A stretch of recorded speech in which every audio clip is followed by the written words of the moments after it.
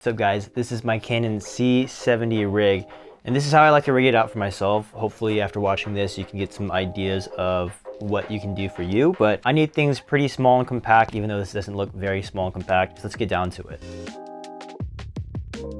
I actually don't use a full cage with my Canon C70. What I like to do is just use this top plate from Condor Blue. I'm a huge fan of theirs. The reason why I don't use a full cage is just because I travel a lot, and having a full cage just means that this won't fit inside one slot in my camera bag. What I love about the C72 is I always have one of these with me, which is the Canon 0.71 times speed booster.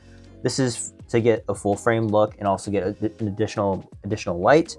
And I always bring the regular EF adapter. I honestly don't really shoot RF just because I have so many EF lenses and EF Sigma lenses, so I can use them with Sony. I like to shoot with a Sigma 24-70 most of the time, just because I do kind of like run and gun doc work type stuff or YouTube content type stuff.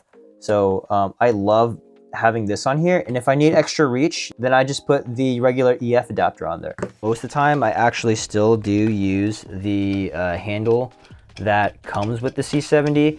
Like everyone else, I put the microphone on the side and run it with a Sennheiser MKH 416. I hate the fact that it has the hot shoe on the top.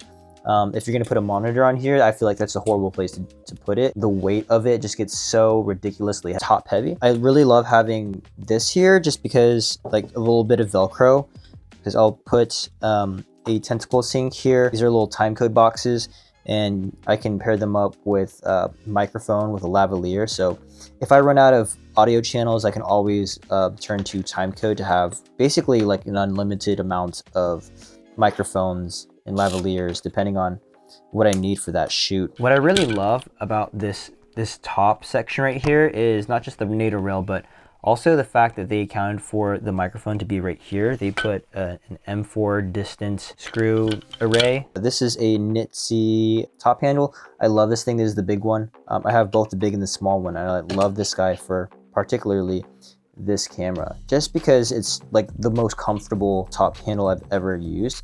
It has a NATO rail up top just in case, and it also has a hot shoe adapter right here that you can move around and stuff. I exclusively use this for monitors. I use the small HD Indy 7-inch, and for the monitor mount, I love this Vlogger. I'll link it in the description. I totally forgot who made this, but this monitor mount is literally the best one I have ever found. All the other ones I use start like getting really loose. This one has teeth inside that kind of, you hear this has teeth. That makes this thing like so much more rugged. So like I have never had a monitor fall flat on me with this, and it's happened tons of times before with like plenty of different monitor mounts. Another reason why I think the small HD is probably like one of the best monitors to get for this camera, or just like in general, is just because I feel like exposure is so important.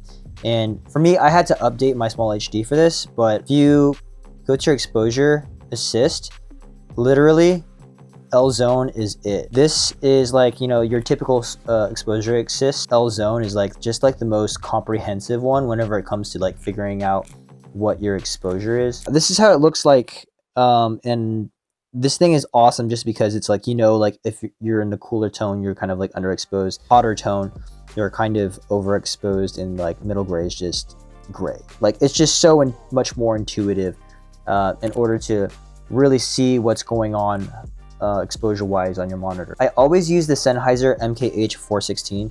I love how this sounds. It's the best microphone I've ever used and ever owned. I always have these Sennheiser G4s on deck, so I'll just put that. I always put that right here on this hot shoe. I always have an additional Rode audio or one of these DJIs, but I'm using them right now. I always have this just kind of clipped onto right here, and I shove this into my mic import. So I have basically 4 channels of audio, one being the shotgun, one being the Sennheiser, two being the Rode wireless, all in the camera. So I just love that, and I feel like I need that just to have some peace of mind. This is my C70 build. I know it's not like crazy. This is what suits me, and this is what I like. Anyways, thank you guys so much for watching. I hope this helped you out or inspired you to build your camera differently, or if you're looking for any solutions for your Canon C70. Thank you guys so much for watching. Peace.